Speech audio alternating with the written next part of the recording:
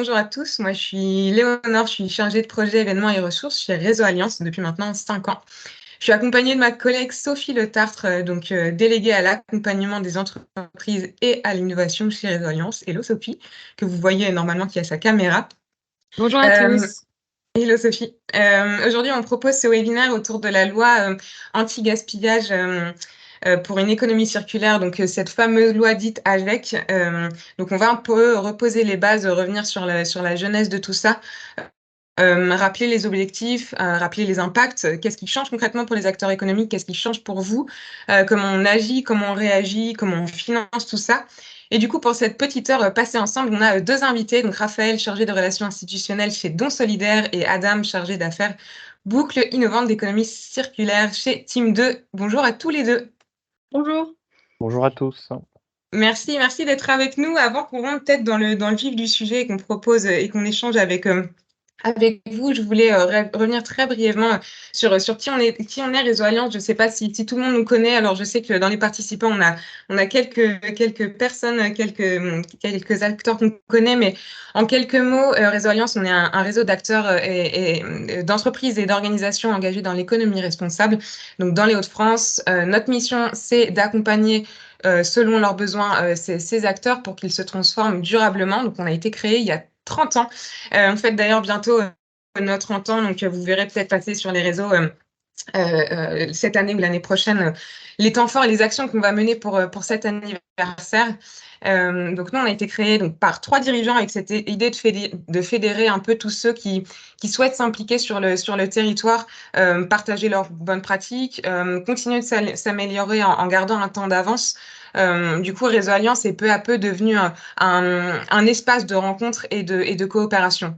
Donc nos métiers, ça va être à la fois de sensibiliser pour embarquer le plus grand nombre, accompagner pas à pas les acteurs selon leurs besoins en leur donnant des outils et des méthodes. On s'appuie beaucoup sur le partage de bonnes pratiques et de partage d'expériences. Donc, tout simplement le voyer connecter, mettre en relation et mailler les acteurs. Donc, toutes ces actions, elles sont menées en fonction des réalités du territoire, donc du territoire des Hauts-de-France principalement, mais toujours dans cette idée de coopération au niveau donc, régional, mais aussi national et international. On est aujourd'hui plus de 380 adhérents et partenaires Réseau Alliance. Donc, c'est des entreprises pour 80 d'entre eux, donc cette communauté d'adhérents. TPE, PME, organisations, associations, donc tout secteur, toute taille d'activité confondue. On est basé à Marc-en-Barœul, près de Lille, au sein du campus d'entreprise et cité. Et du coup, on agit sur tout un tas d'ensemble d'axes d'expertise que vous voyez sur la slide. Donc, on propose à la fois des actions de sensibilisation, donc avec deux grands temps forts que vous connaissez peut-être, donc les trophées de l'économie responsable, qui ont été remis d'ailleurs mardi dernier. À l'occasion d'une belle soirée donc, qui a récompensé 9 lauréats et second temps fort, donc le World Forum for Responsible Economy, qui est le deuxième temps fort de Réseau Alliance, qui cette année se décline en plusieurs événements dans la région des Hauts-de-France, donc de septembre à novembre cette année. Vous verrez passer également sur nos réseaux. Sur nos réseaux dans les prochaines semaines, tous ces grands temps forts. Et tout au long de l'année, on propose une petite centaine d'interventions, de conférences, d'événements tout simplement, de rencontres, de sensibilisation. Au-delà de ça, on a également un rôle d'accompagnement collectif où on anime plusieurs communautés d'acteurs donc autour des axes d'expertise que vous voyez, en capitalisant, encore une fois, comme je le disais, sur le retour d'expérience de nos adhérents pour favoriser les coopérations entre les acteurs d'un territoire. On a également un volet accompagnement individualisé, où là, on intervient ponctuellement sur une problématique ou un axe donné. Sophie, est-ce que j'ai brièvement balayé l'ensemble, enfin plus ou moins l'ensemble des activités Réseau Alliance? Ouais, super. Merci beaucoup, Léonore. Donc, en effet, on est là pour vous accompagner au quotidien et aussi vous informer des tendances aujourd'hui du développement économique. Alors, responsable, puisque chez Réseau Alliance, c'est notre credo. Mais en tout cas, aujourd'hui, on avait à cœur de vous parler un peu de la loi AGEC et de l'économie circulaire. Ça fait partie de notre mission que de vous permettre de monter en compétences, de vous donner des informations, de vous permettre de prendre un temps d'avance On le sait aujourd'hui, l'innovation et la réglementation sont, des sujets assez importants, dans les entreprises et des sujets de préoccupation, positifs, donc c'est une bonne chose. Et donc là, on est parti pour une petite heure ensemble, pour vous permettre de découvrir, en tout cas, d'avoir un point d'actualité sur la loi AGEC. Et donc Raphaël aura l'occasion de se présenter et de vous présenter la structure pour laquelle elle travaille. On a choisi de l'aborder, sous un angle de l'impact, plus que sur l'angle réglementaire, même si vous aurez des informations, réglementaires qualitatives. En tout cas, ce qui nous paraissait intéressant, c'est de donner la parole à un acteur, qui puisse à la fois vous donner, les informations, mais aussi vous proposer des solutions, qui vont permettre de redonner de l'impact, notamment à vos invendus. Et puis ensuite, on passera avec Adam et Team 2, qui se présentera aussi et qui vous en dira plus sur Team 2, pour parler un peu d'économie circulaire. C'est aujourd'hui un enjeu, majeur, hein, on le sait. Beaucoup d'entreprises, d'organisations s'interrogent sur, le modèle économique de l'économie circulaire. Comment est-ce que ça va, influer, ses modes de production, son offre? Et donc on vous propose, d'aborder tout ça et on aura un temps de questions-réponses à la fin, pour vous laisser un peu la parole et essayer d'aller un peu plus loin avec vous. Raphaël, on va démarrer avec vous. Alors je vais vous laisser brancher votre micro, Raphaël, et puis on vous laisse la main sur la présentation. Parfait, merci beaucoup Sophie et Léonore. Un grand merci à vous et au Réseau Alliance d'avoir convié Don Solidaire à intervenir aujourd'hui dans ce webinaire donc sur la loi AGEC et l'économie circulaire de manière générale. Donc, juste en introduction, je voudrais vous présenter notre association Don Solidaire qui vous permettra de comprendre pourquoi est-ce qu'on est là pour parler d'économie circulaire et de loi AGEC. Et bien parce que Don Solidaire, en fait, a été créé il y a 20 ans avec au cœur de son activité l'économie circulaire. Don Solidaire, c'est une association reconnue d'utilité publique aujourd'hui qui poursuit deux missions. Une première mission qui est d'agir contre le gaspillage en collectant des invendus non alimentaires dans les entreprises, et puis d'agir contre la précarité en redistribuant ces produits neufs dans des associations caritatives qui viennent en aide aux personnes en grand souci de précarité.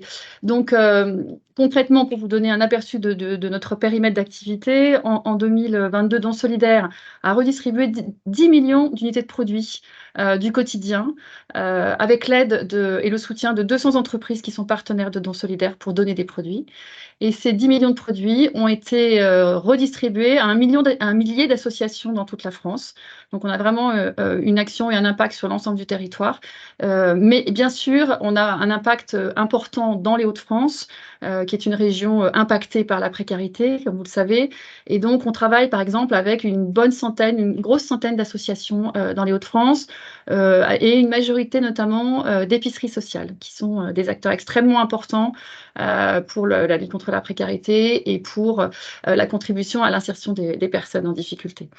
Voilà, donc voilà globalement un petit peu le fonctionnement de Don Solidaire. On est vraiment un maillon entre des entreprises d'un côté qui ont des produits neufs invendus à donner, ou pas invendus d'ailleurs, ou qui veulent donner des produits, et avec qui on travaille pour redistribuer ces produits de manière efficace et avec de l'impact dans toute la France pour aider des personnes en précarité. Donc on est vraiment au cœur d'une économie circulaire, comme vous le voyez. Alors, le sujet aujourd'hui, c'était de revenir un petit peu sur la loi AGEC. La mission de Don Solidaire est extrêmement évidemment liée à cette loi anti-gaspillage, même si, comme vous l'avez compris, Don Solidaire existe depuis bien plus longtemps et n'a pas attendu cette loi pour créer ses missions. Et pour parler de cette loi anti-gaspillage pour une économie circulaire, on peut déjà, en termes de contexte, revenir un peu en arrière. En 2016, pour évoquer finalement une loi qui a inspiré la loi AGEC, c'est la loi Garot sur l'anti-gaspillage alimentaire, qui était un vrai sujet à traiter à l'époque. Il y a cette loi qui a été mise en place et c'est une loi qui a fait ses preuves et dont on pense donc là, très clairement maintenant qu'elle a inspiré la loi AGEC d'aujourd'hui. Il y a une étape intermédiaire entre cette loi Garot et la loi AGEC, c'est en 2018, une étape assez fondatrice avec la création de la FREC, la feuille de route pour une économie circulaire, qui a posé les bases, on va dire, des grands piliers de cette loi AGEC aujourd'hui. Donc en 2020, la loi AGEC a été votée avec un périmètre extrêmement ambitieux et assez large qui permettait de traiter des sujets d'éco-conception, de gestion de déchets, de recyclage, de réduction d'emballage, la problématique des plastiques à usage unique, la réparabilité et aussi, bien sûr, les invendus qui sont le sujet de dons solidaires et qui sont une partie de cette loi AGEC. Donc, le 10 février, il y a eu le vote de cette loi. Donc, effectivement, ça fait 3 ans maintenant que cette loi est là, est présente. Sachant qu'elle est entrée en vigueur pour la partie invendue le 1er janvier 2022. Voilà, donc dans le titre de ce webinaire, on parle de 3 ans. C'est vrai que ça fait 3 ans qu'on parle maintenant de manière extrêmement forte de cette loi. Ça a permis à beaucoup d'entreprises d'ailleurs de commencer à se projeter. Certaines avaient même d'ailleurs anticipé même cette loi et depuis longtemps avaient des pratiques qui s'intègrent totalement dans cette loi. Mais ça a permis aussi aux entreprises de se préparer à appliquer cette loi à partir du 1er janvier 2022 pour celles qui sont concernées, puisqu'on le verra, tous les secteurs ne sont pas concernés. Alors justement, j'en viens. Depuis le 1er janvier 2022, du côté en tout cas de ce qu'on voit nous chez Dons Solidaires dans notre périmètre d'action et de mission, sont concernés par la loi AGEC, dont on verra dans quelques minutes les obligations, les secteurs qui concernent les produits d'hygiène, de puériculture, les fournitures scolaires, les jeux et les jouets, et de manière plus générale, tous les produits et les secteurs relevant d'une filière REP, qui est la responsabilité élargie du producteur, toutes les filières qui ont mis en place des solutions avec des éco-organismes notamment. Donc, on peut parler du textile, du mobilier, des produits électriques, électroniques. Donc, depuis le 1er janvier 2022, tous ces secteurs sont tenus d'appliquer les principales obligations de la loi AGEC. Et puis, à partir du 1er janvier 2024, tous les autres secteurs qui ne sont pas encore concernés, là, devront aussi passer à l'application de cette loi AGEC. Alors, les principaux en fait, objectifs, quel est l'objectif de cette loi finalement? Dans quel contexte, dans quel objectif est-ce qu'elle a été conçue? Il y a 3 grands objectifs qui sont intéressants à remettre en perspective. Le premier, c'est bien sûr de limiter le gaspillage. On avait parlé du gaspillage alimentaire, donc là, on est dans le gaspillage non alimentaire. Et associé au gaspillage, bien sûr, c'est la consommation de ressources qui est l'enjeu. Donc vraiment, c'est d'éliminer de manière extrêmement dommageable des invendus via la destruction, alors que ces invendus auraient pu avoir une deuxième vie sociale. Et donc, c'est inciter aussi les entreprises à pratiquer le réemploi. Donc ça, c'est le premier objectif. Le deuxième objectif, c'est aussi de pousser les entreprises, d'encourager les entreprises à développer une production responsable ou plus responsable, de limiter la surproduction, donc de limiter aussi probablement les invendus. En tout cas, tous les invendus dont on ne sait plus quoi faire, en tout cas, parce qu'il y a des invendus qui servent, comme on va vous le montrer. On peut aussi essayer de limiter les invendus qui, eux, ne déboucheront sur rien. Donc vraiment, l'objectif de cette loi, c'est aussi de pousser à une production plus responsable. C'est pas évident. On voit, il y a des statistiques récentes qui sont sorties sur la production, notamment la production textile. On voit qu'on n'est pas encore complètement dans une réduction de la production, mais peut-être que sa production aujourd'hui est plus responsable dans sa gestion. C'est ce qu'on va voir aussi. Et puis, dernier objectif de cette loi AGEC, c'est d'encourager la solidarité, d'inscrire vraiment la solidarité au cœur aussi de la démarche des entreprises. Donc, c'est de proposer aux entreprises et d'inciter les entreprises à prioriser le don en faveur des associations de lutte contre la précarité pour tous leurs invendus, voilà, avant les autres, on va dire, formes de réemploi. Alors, le texte de loi, c'est juste pour le remettre là, voilà, de manière très claire, in extenso. Donc, c'est l'article 35, celui qui concerne les invendus, dans cette très grande loi AGEC qui comporte énormément d'articles. Beaucoup d'entre vous ont dû observer, travailler et creuser bien d'autres articles. Les invendus, c'est l'article 35, qui concerne donc les producteurs, les importateurs et les distributeurs de produits non alimentaires neufs, destinés à la vente, et donc qui, selon cet article, sont tenus de réemployer, notamment par le don de ces produits de première nécessité, voilà, et de réutiliser, sinon, ou recycler leurs invendus dans le respect de la hiérarchie des modes de traitement. La hiérarchie des modes de traitement, ça consiste à d'abord envisager le don, puis voir si on peut réutiliser ou recycler avec certaines restrictions, comme on le verra tout à l'heure. Donc, les principales obligations, si on veut résumer un petit peu cet article 35 de manière assez schématique et pédagogique. Donc, la première obligation, je l'ai déjà évoquée, c'est donc, pour valoriser ces invendus, quand on a des invendus, respecter une hiérarchie de mode de traitement. Donc, d'abord, envisager le don. Sinon, penser à le réutiliser ou à le recycler. Je vais aller directement au point 3. En termes de recyclage, la loi AGEC, elle, souhaite qu'on ne puisse pas recycler les produits de première nécessité, qu'on soit vraiment amené à les donner. Ce sont des produits qui sont tellement demandés. Don Solidaire est une association qui aide des associations qui aident les personnes en grande précarité et donc est vraiment très au fait du besoin immense en termes de produits de première nécessité par les personnes en précarité. Et donc cette loi va dans un bon sens pour ce sujet-là, en souhaitant que ne soient pas recyclés les produits de première nécessité. Deuxième obligation, sinon, c'était évidemment que ces produits soient donnés à des structures de lutte contre la précarité. Et puis, dernier point important, nouveau, on va dire, pour les entreprises qui déjà donnaient des produits, puisque nous, chez Don Solidaire, avec les entreprises avec qui on travaille, beaucoup donnaient depuis déjà très longtemps des produits.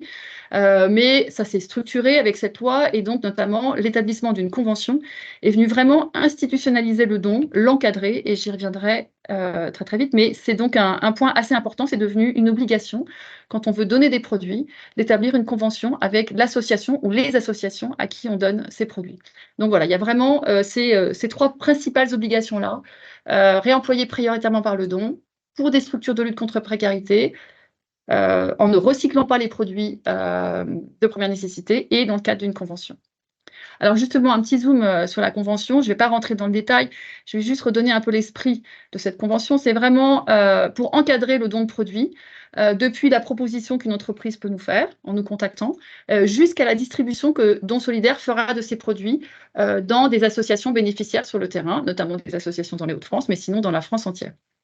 Alors cette convention, elle permet de structurer finalement le processus de don pour qu'à chaque don, on ne réinvente pas à chaque fois la manière de travailler avec l'entreprise donatrice. Donc ça permet de mettre l'accent sur la manière dont les produits sont donnés, la possibilité éventuelle de pouvoir refuser le don, la façon dont les produits sont livrés, les transferts de propriété, etc. Il y a tout un point, des aspects de communication aussi qui peuvent être intégrés. Donc en fait, elle permet de balayer l'ensemble des points importants d'un don de produit. Ça permet aussi à l'entreprise de bien comprendre tout le dispositif du don de produit et puis voilà, de se caler sur un dispositif qu'on n'aura pas à refaire après. J'en profite pour dire que chez Don Solidaire, on a travaillé avec des juristes sur la convention. Et donc, on a un modèle type de convention qu'on peut tout à fait vous proposer. Peut-être que je suggérerais de le mettre tout à l'heure à disposition. Voilà, et c'est un document qu'on travaille en quelques allers-retours avec une entreprise pour l'ajuster. Quand on a une entreprise qui est un peu pressée ou qui veut faire juste un premier don, on a aussi une version synthétique de la convention de don. Et voilà, c'est un point important aujourd'hui de la loi AGEC. En fait, quand on parle de loi AGEC et d'invendu, je pense que c'est intéressant de revenir sur ce que c'est qu'un invendu. Il peut y avoir à la fois un peu de flou sur certains sujets ou une certaine méconnaissance aussi. Donc déjà, qu'est-ce qu'un invendu? Un invendu, c'est, selon le décret, c'est des produits qui sont destinés à la vente et qui n'ont pas pu être vendus dans les circuits traditionnels de vente ou alors de solde ou alors de vente privée. Mais en tout état de cause, les invendus ne sont pas des déchets. Tout ce qui est produit non conforme ne peuvent pas être vendus et ne constituent donc pas des invendus. Ce qui peut devenir un invendu, c'est un déchet, pardon, c'est un invendu qui a été mal, entre guillemets, géré, si je puis dire, dont les dates de durée minimale sont dépassées, sont trop courtes et qui ne permettent plus de valoriser cet invendu, qui ne permettent plus de donner cet invendu à des personnes en précarité puisque les dates sont trop courtes et donc cet invendu devient un déchet. Donc voilà, c'est important de bien comprendre cette nuance-là. Petite dérogation par rapport à des produits non conformes qui ne peuvent pas être vendus, très clairement, c'est qu'il y a une dérogation pour des défauts mineurs. Des défauts mineurs, c'est un problème d'étiquetage avec une étiquette collée de travers ou une étiquette sur laquelle il manque une mention, mais qui n'impacte absolument pas la qualité du produit. Quand on parle par exemple d'un shampoing, d'un dentifrice ou de fourniture scolaire, si l'étiquette a un défaut mineur, il n'y a aucun problème, on peut le donner, c'est à l'entreprise puis à nous, Don Solidaire, d'informer l'association de l'information manquante. Il peut y avoir aussi des problèmes de packaging, il peut y avoir des problèmes de cahier des charges qui sont minimes et qui, encore une fois, n'impactent pas le produit. Et donc, tant que le produit est propre à la consommation, il est tout à fait donnable. Donc ça, c'est assez important parce que souvent, les entreprises n'imaginent pas qu'un produit qui n'est pas parfait peut être donné. C'est à la fois une question de volonté voilà, de respecter le cahier des charges, et en même temps, quelquefois, des entreprises peuvent avoir des scrupules à nous proposer des produits qui ne sont pas parfaits. Tant que le produit est intact et propre à la consommation, on peut trouver des solutions pour le donner. Alors, de manière plus générale, je reviens rapidement sur les sources d'invendus. Quand on parle d'invendus, où est-ce qu'il se situe? On pense très souvent spontanément aux invendus issus de la commercialisation, c'est quand même assez lié. Et donc, on pense au surplus, aux fins de série, à l'innovation marketing. On imagine aussi tous les retours magasins clients, les stocks litiges. Donc ça, c'est toute la partie liée à la commercialisation qui est génératrice de beaucoup d'invendus, évidemment. Mais on se rend compte qu'en amont, on a aussi des invendus qui sont présents et qui peuvent être donnés et valorisés, qui peuvent avoir un impact socialement, une deuxième vie auprès de personnes en précarité. Donc, c'est au niveau de la production, c'est un peu ce que j'ai évoqué avec les défauts mineurs. Ce sont tous les produits dont le cahier des charges ou le packaging n'est pas conforme, mais de manière mineure. Et puis, il y a aussi des produits qui subissent un changement de réglementation et donc ne peuvent plus être distribués tant que ce ne sont pas des produits qui sont classés dangereux, par exemple. Si c'est juste un changement réglementaire, on peut trouver une solution pour les distribuer. Donc, vous voyez, il y a différents lieux dans la chaîne de production et de commercialisation d'un produit, dans la chaîne de vie d'un produit, où on peut trouver des invendus. Donc, c'est toujours intéressant à rappeler pour permettre aux entreprises de valoriser de manière vraiment qualitative et assez exhaustive leurs invendus. Je ferai un tout petit point sur les exemptions et les sanctions.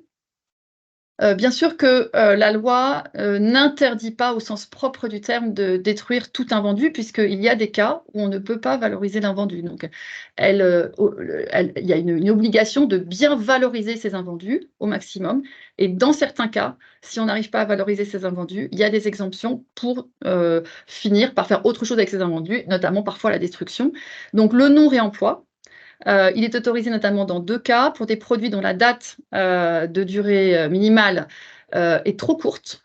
Alors là, on a mis inférieur à 3 mois. Moi, j'en profite pour dire que chez Don Solidaire, où on redistribue des produits d'hygiène, comme je l'ai évoqué notamment, extrêmement demandés, tellement précieux sur le terrain, que quand on a des produits d'hygiène qui ont moins de 3 mois de durée de vie, on peut quand même nous les proposer et on trouve une solution pour les distribuer. Les associations sont extrêmement preneuses. Bien sûr qu'on ne donnera jamais de produits périmés. C'est trop compliqué. Il y a un problème de dignité. Il y a un certain nombre de choses associées à ça. Mais en revanche, des produits qui sont dans une durée très courte, on peut trouver une solution.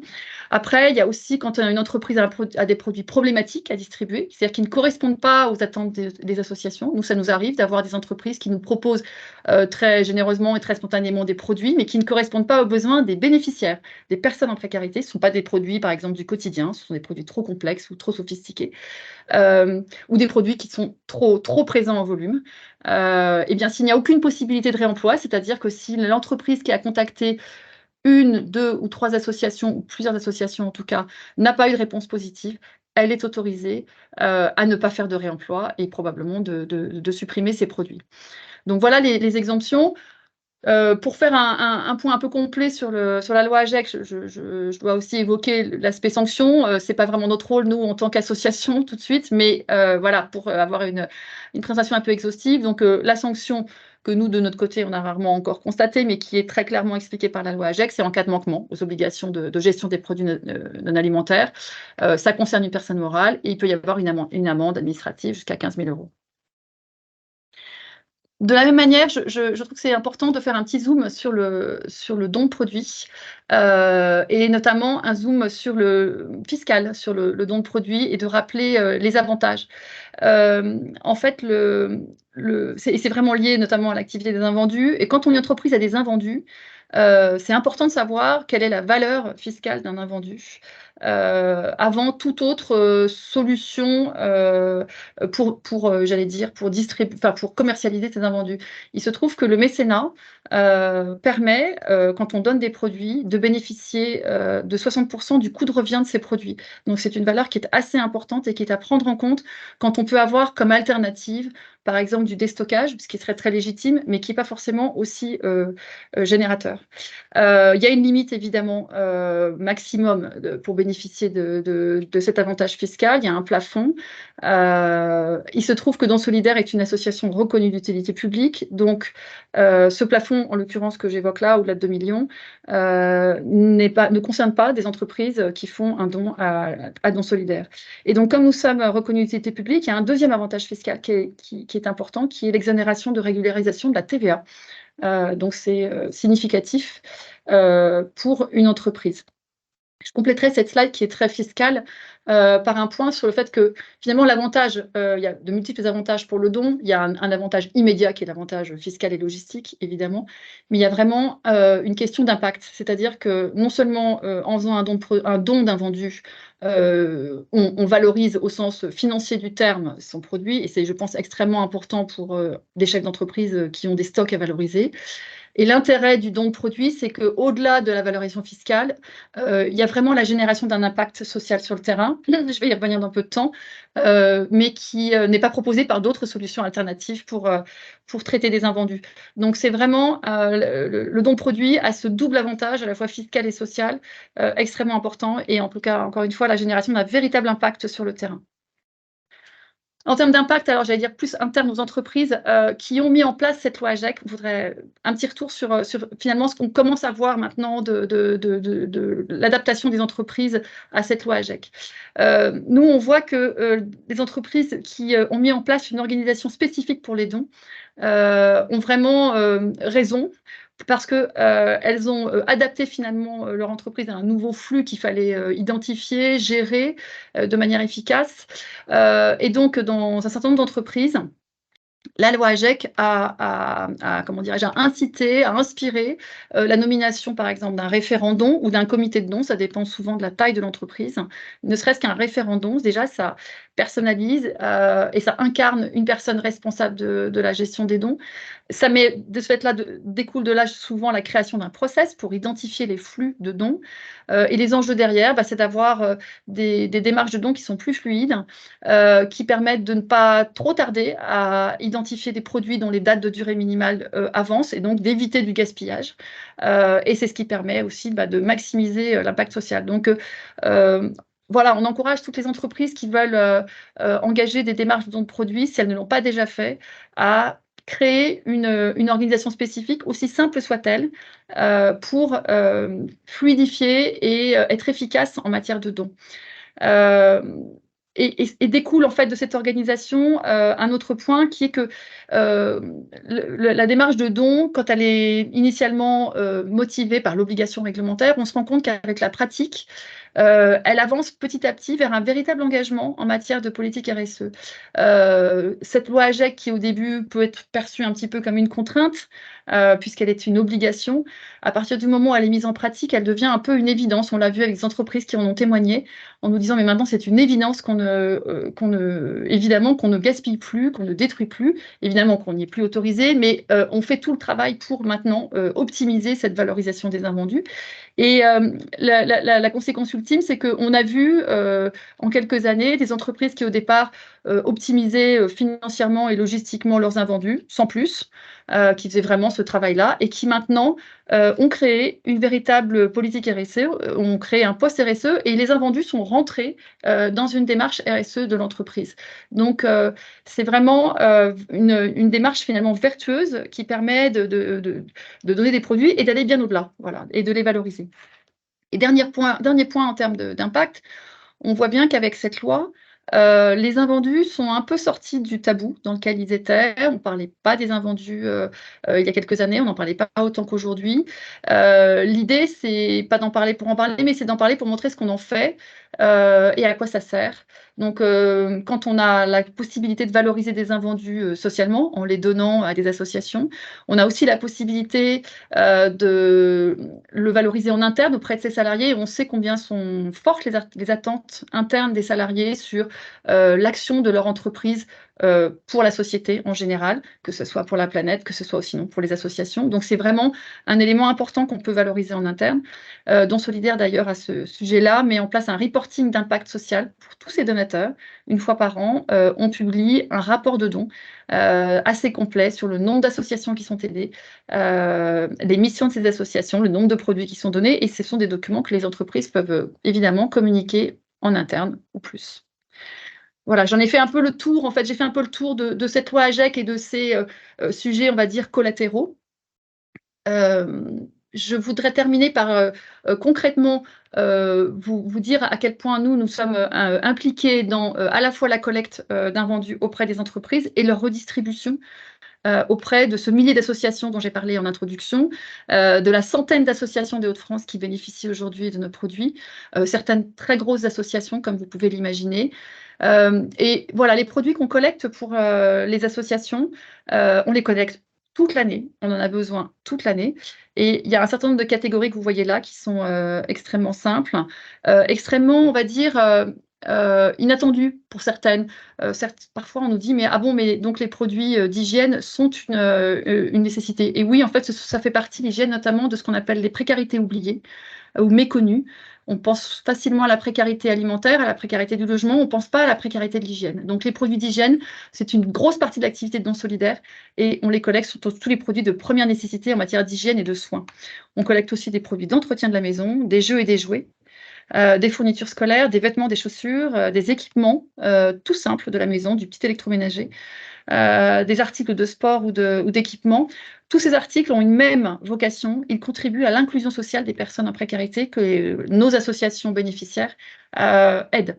Voilà, c'est vraiment des produits qui permettent à des personnes en grande difficulté d'améliorer un tout petit peu leur quotidien. Ça permet de faire une rentrée scolaire un tout petit peu plus normale que d'habitude, de pouvoir aller à un entretien d'embauche ou à une rencontre sociale avec une estime de soi souvent bien améliorée parce qu'on a enfin des produits d'hygiène ou de soins qui nous permettent voilà, de se préparer.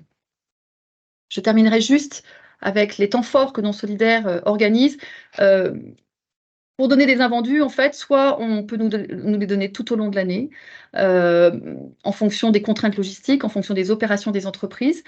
Il y a aussi une autre manière de nous donner des invendus en fonction des contraintes logistiques, c'est de s'associer à des grands programmes qu'on a tout au long de l'année, des grands temps forts, et qui permettent d'aider des publics en particulier. Donc les femmes, lors d'une opération qui s'appelle Femmes en Fête, en mai-juin. À la rentrée prochaine, nous avons une très grosse opération qui s'appelle Kit scolaire, où nous aidons 75 000 enfants à faire une rentrée scolaire plus digne, plus facile, avec des produits neufs, des produits de marque. On a d'ailleurs un temps fort extrêmement important à cette occasion dans les Hauts-de-France, un événement qui a lieu à la rentrée. Et puis, on a aussi des opérations autour de l'aide hivernale, où on cherche à la fois des vêtements, des produits chauds, des duvets, mais aussi des produits d'hygiène et des produits d'entretien pour aider, par exemple, tous les centres d'hébergement d'urgence qui ouvrent beaucoup de places supplémentaires et qui font face à des besoins supplémentaires lors de l'aide hivernale. Et puis, une très grande opération qui s'appelle Noël pour tous. Vous comprendrez qu'effectivement, on collecte et on redistribue des cadeaux pour les enfants et les adultes avec des jeux et des jouets. Voilà, j'espère que j'aurai été claire sur, on va dire, l'enjeu de cette loi AGEC qui, à l'origine, était une obligation et qui devient aujourd'hui presque un moteur pour agir et pour bien valoriser ces invendus. Et j'espère que j'aurai été convaincante sur le fait que l'invendu, c'est quelque chose de simple à mettre en place et qu'on peut le valoriser de manière sociale, de manière extrêmement efficace et, on va dire, essentielle pour la société. Donc, si vous avez les moindres questions sur ce sujet, vous avez mes coordonnées. Je passe la parole au suivant. Adam, si Merci vous voulez... beaucoup. Vas-y, Sophie. Non, vas-y, Léo. Adam, si vous voulez prendre la main, donc Adam Mansouri de Team 2, la scène est à vous. Premièrement, merci beaucoup en tout cas de me laisser l'opportunité de pouvoir présenter le pôle Team 2 et nos actions. Merci au réseau Alliance. Du coup, pour ma part, Adam Mansouri, je suis chargé d'affaires boucle innovante de l'économie circulaire au sein du pôle Team 2. Et pour illustrer un peu le pôle de Team 2 est un pôle de compétitivité à dimension nationale qui est labellisé par l'État L'idée principale d'un pôle de compétitivité, c'est de pouvoir faire émerger et conforter différentes thématiques. Et nous, la thématique principale est l'économie circulaire. L'économie circulaire et aussi, on souhaite développer un peu plus sur l'axe innovation. On a été créé en 2010, on est basé à Lens et on a du coup au sein du pôle plusieurs axes stratégiques qui sont définis par l'État et par la région et dont on se concentre afin de pouvoir réussir à déployer les différents principes de l'économie circulaire à différentes échelles. Au sein du pôle, on a 3 axes stratégiques. Une partie qui est sur l'optimisation des ressources, donc associée au recyclage et à la valorisation. Une partie sur les nouveaux modèles économiques et la cohésion sociale. Donc, c'est l'opportunité d'avoir des différentes activités qui soient développées et donc réussir à comprendre comment on arrive à pouvoir initier des projets d'économie circulaire et qui deviennent viables par la suite en nouvelle activité. Et forcément la cohésion sociale, puisque l'idée est de toucher tout acteur, donc d'entreprise ou citoyen, afin de pouvoir les permettre de pouvoir les aider à réfléchir à des solutions, mais aussi à y contribuer. Au sein du pôle, on a un réseau de 200 adhérents qui permettent de pouvoir nous accompagner différentes structures dans le déploiement des principes de l'économie circulaire et globalement qui est situé dans les Hauts-de-France, mais on a aussi d'autres acteurs qui sont un peu plus sur le territoire français. Voilà. En termes de services, nous, on propose de pouvoir accompagner booster les projets d'innovation, donc structurer des projets à petite échelle ou à plus grande échelle, accompagner aussi le montage, puisque c'est aussi des aspects administratifs qui peuvent rendre aussi complexes. Et nous, on est là pour aider.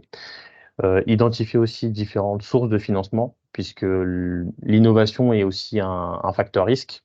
Et l'idée, c'est de réduire ce risque en vous aidant à réduire cet impact-là et en trouvant les bons financeurs associés. Et derrière, de vous aider aussi à savoir si les projets en question ont une maturation qui sera bonne par la suite ou s'il y a des axes de réflexion et des axes de correction à avoir. On est là pour ce sujet-là. Comme je l'ai indiqué, la mission, c'est de pouvoir déployer l'économie circulaire, donc tout en la stimulant via l'innovation. On a le recyclage, mais on a aussi les méthodes de production et on a aussi la volonté de pouvoir utiliser de nouvelles ressources. Nouvelles ressources type des déchets qui deviennent des ressources ou des ressources auxquelles on n'y avait pas pensé au préalable. Et cette action-là, du coup, se développe en 5 domaines d'activité stratégiques. On a 3 axes qui est plus associés aux matériaux. Donc, un sur les métaux stratégiques et terres rares. Comme on peut le voir un peu, on a la recrudescence d'utilisation d'électronique qui nécessite forcément de matériaux, de métaux stratégiques. Et donc, l'idée, c'est de pouvoir réussir à assurer la souveraineté énergétique, mais aussi numérique, et éviter la surconsommation. Voilà. En sachant qu'on peut avoir des ressources qui sont sur le territoire et éviter de les récupérer à plusieurs milliers de kilomètres. Le deuxième axe, c'est les organiques. Donc, organique, c'est un champ assez vaste, hein. On parle des plastiques globales qu'on a sur le territoire, mais on a aussi des composites, on a des produits biosourcés, on a des plastiques, des déchets alimentaires. Donc, l'idée derrière, c'est de pouvoir réussir à réfléchir sur les débouchés de demain, sur ces différents axes de matériaux, et qu'on ait une valorisation qui soit la plus maximisée. L'enjeu numéro 3, c'est les minéraux déchets du bâtiment cité sol pollué. Ça concerne globalement l'aménagement du territoire. L'idée derrière, c'est qu'on parle d'impact carbone, c'est de réduire drastiquement cet impact carbone.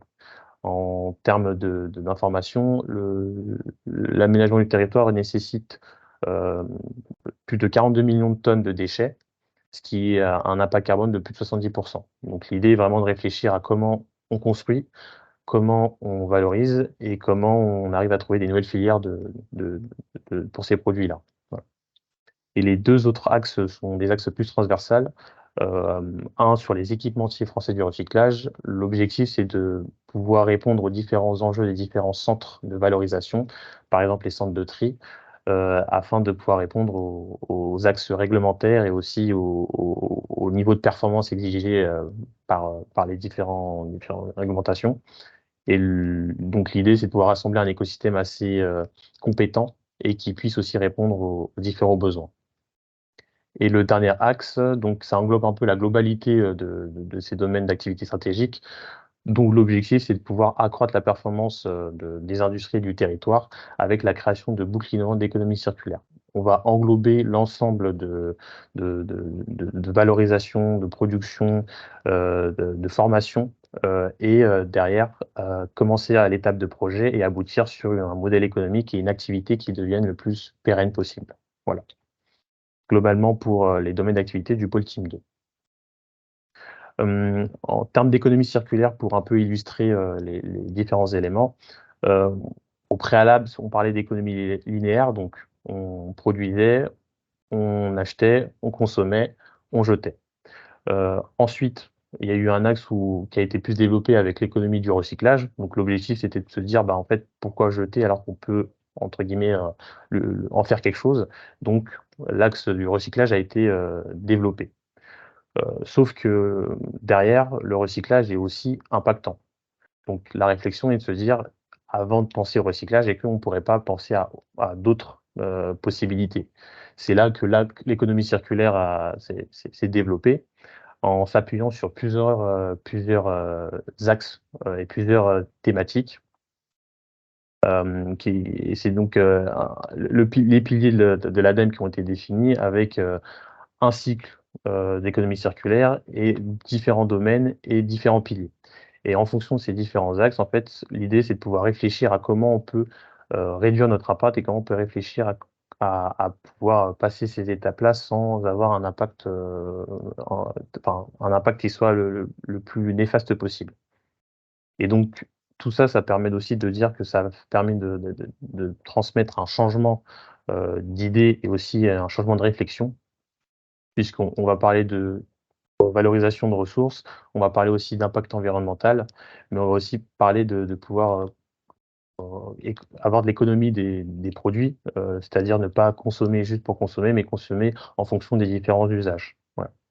Donc l'idée de cette thématique-là, c'est de pouvoir réfléchir à tous ces points-là en amont, avant de pouvoir se lancer sur, on va pouvoir produire ces produits-là, on va pouvoir effectuer ces produits-là, mais derrière, on sait comment on va pouvoir les valoriser. Voilà. Et c'est aussi un des axes qui a été développé par Raphaël, c'est éviter au mieux les invendus, mais ces invendus-là peuvent aussi avoir des débouchés par la suite qui pourraient être intéressantes pour chaque acteur. En termes de méthodologie au sein du pôle, nous, comment on fonctionne, c'est qu'on essaie de pouvoir créer des projets qui puissent être disséminables sur le territoire. L'idée, c'est pas de faire des projets pour faire des projets, mais c'est qu'on rassemble le maximum de partenaires ou d'acteurs qui soient intéressés afin de pouvoir monter ces projets et faire des démonstrateurs.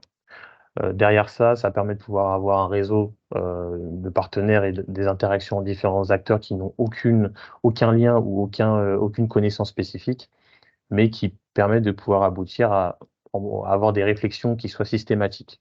Et derrière, à partir de ces éléments-là, de les mettre en place et de pouvoir avoir des vitrines technologiques, des démonstrateurs, mais aussi de la dissémination, puisque l'idée, on parle de collaboration, on parle beaucoup de coopération, de collaboration dans l'économie circulaire, et c'est à travers ces projets-là qu'on peut les initier et qu'elles soient pérennes pour tous.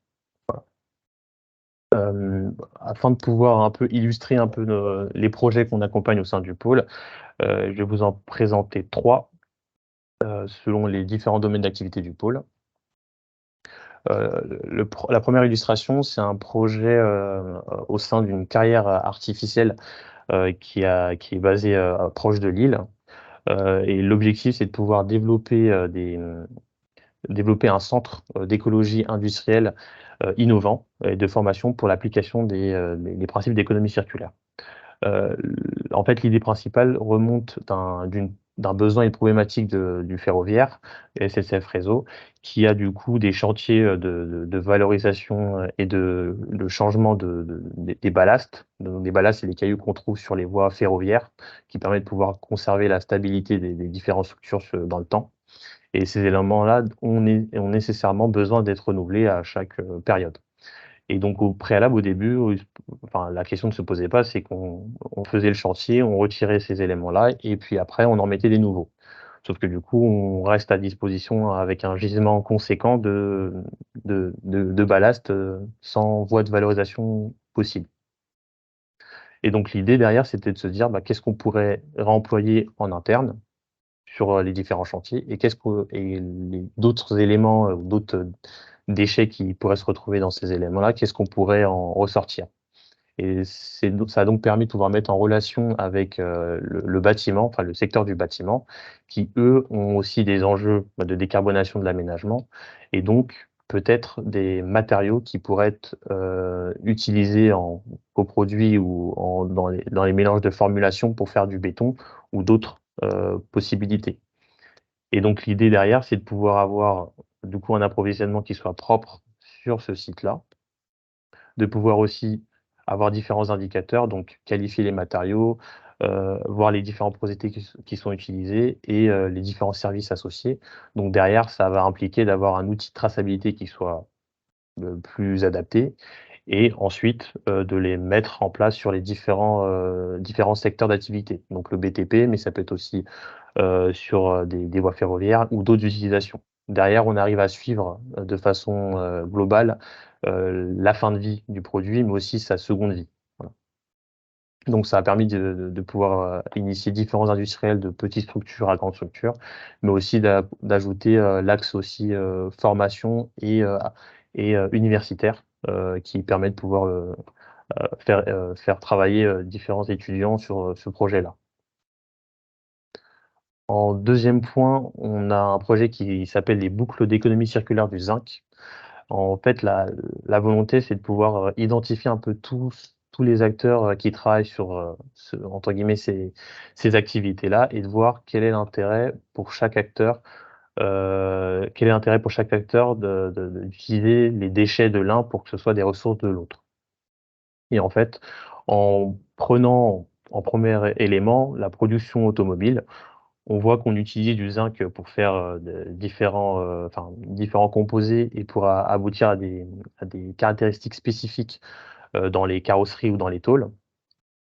À partir de ces éléments-là, la fin de vie du véhicule est associée. Elle va arriver sur un centre de tri ou un centre de collecte qui multisite, qui va se retrouver avec des ferrailles. Et ces ferrailles-là, en fait, il y a une entreprise qui s'appelle Ascoval ou LME, une aciérie électrique, va pouvoir récupérer ces ferrailles et les utiliser en tant que matière première pour, produire leurs produits. En résumé, ils vont pas utiliser de matière vierge, ils vont utiliser des matières qui sortent, qui sont sous le statut de déchets. Voilà. Ensuite, à partir de ces éléments-là, il y aura toujours des déchets minimes qui seront déployés après la production dans les aciéries électriques et ces déchets-là sont concentrés en zinc. Enfin, il y a de la concentration de zinc et ce zinc-là intéresse beaucoup les industries métallurgiques et chimiques afin de pouvoir les inclure dans leur process de valorisation ou leur process de produits. Mais on a toujours une perte de ces déchets-là et ces déchets-là, du coup, n'ont pas de voie de valorisation.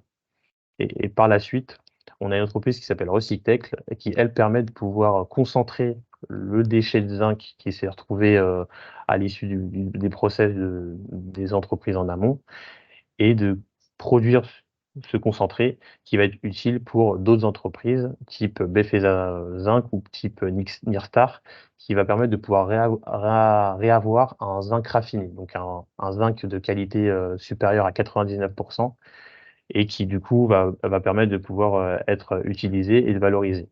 Et derrière, ce matériau qui est considéré comme un matériau recyclé, mais qui a les mêmes caractéristiques d'un matériau vierge, va être utilisé par une entreprise qui s'appelle ArcelorMittal, donc qui est connue, pour pouvoir faire des tôles galvanisées, donc des tôles qui vont avoir les caractéristiques nécessaires pour la production en automobile.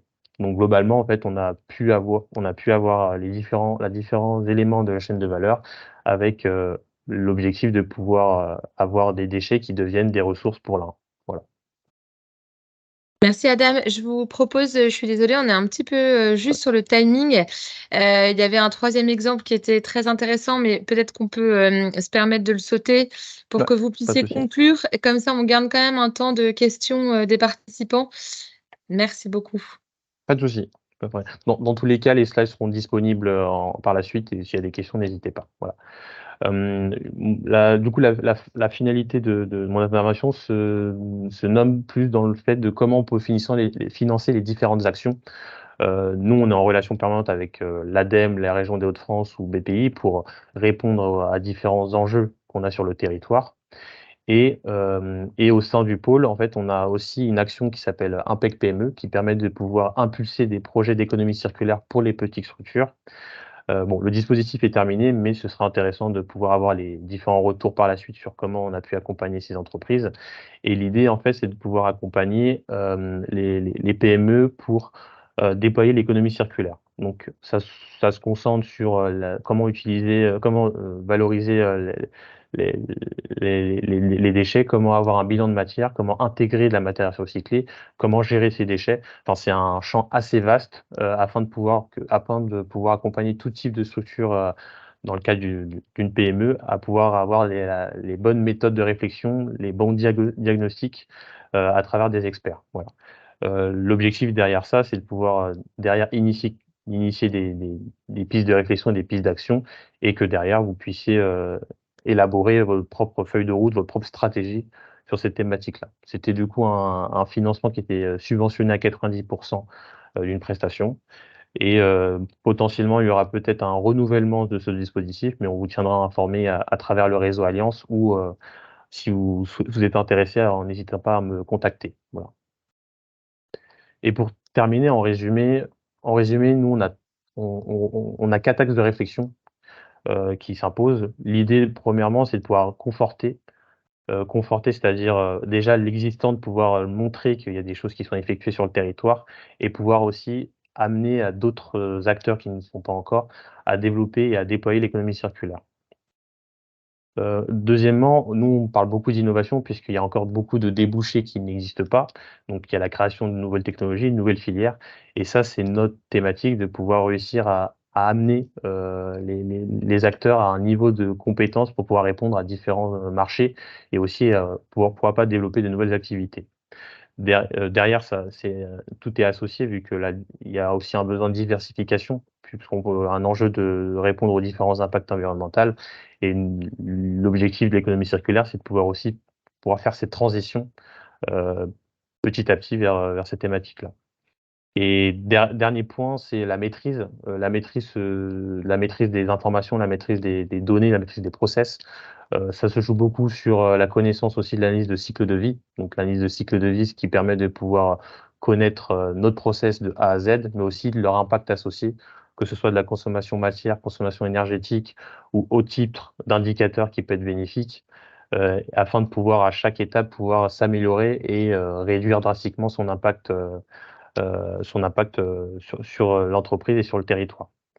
Et derrière, la finalité, c'est de pouvoir développer un modèle économique et une transition écologique qui soit la plus pérenne possible. Voilà.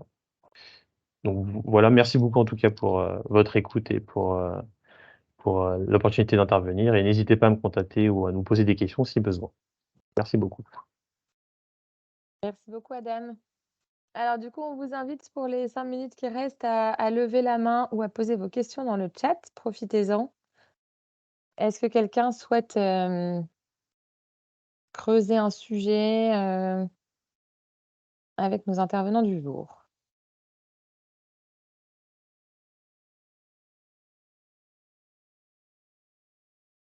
Il n'y a pas de questions. Tout était très clair. Profitez-en, hein. Eh ben, très bien. S'il n'y a pas de questions, merci à tous. On vous transmettra en effet les présentations des intervenants que vous pourrez recontacter en direct. En tout cas, on est content d'avoir pu vous donner de l'information sur ces sujets qui sont des gros enjeux de territoire aujourd'hui. Et on vous a fait un petit save the date là, avec les prochains rendez-vous Réseau Alliance. On a un programme d'engagement Bicorp qui va démarrer là en juillet. Le 8 septembre, ce sera la prochaine rencontre adhérents, le matin chez Réseau Alliance. Et puis, on a les journées World Forum qui arrivent. La première, le 14 septembre à Arras, sur les sujets de mobilité. Le challenge de la mobilité, justement, qui s'ouvrira du 18 au 23 septembre. N'hésitez pas à aller sur le site Challenge de la mobilité Hauts-de-France. On proposera également un webinar pour vous expliquer un peu comment vous pouvez devenir ambassadeur et vous investir. On a un I Know You interentreprise le 21 septembre. Pour rappel, les ateliers I Know You sont gratuits et ouverts à tous, réservés aux dirigeants, aux membres du comité de direction d'entreprise et vous permettent de faire un peu un point sur votre démarche RSE et d'échanger entre pairs sur les bonnes pratiques. Et puis, un club des référents RSE le 28 septembre. Vous avez plus d'infos et tous les autres rendez-vous disponibles sur notre site internet et sur la page agenda.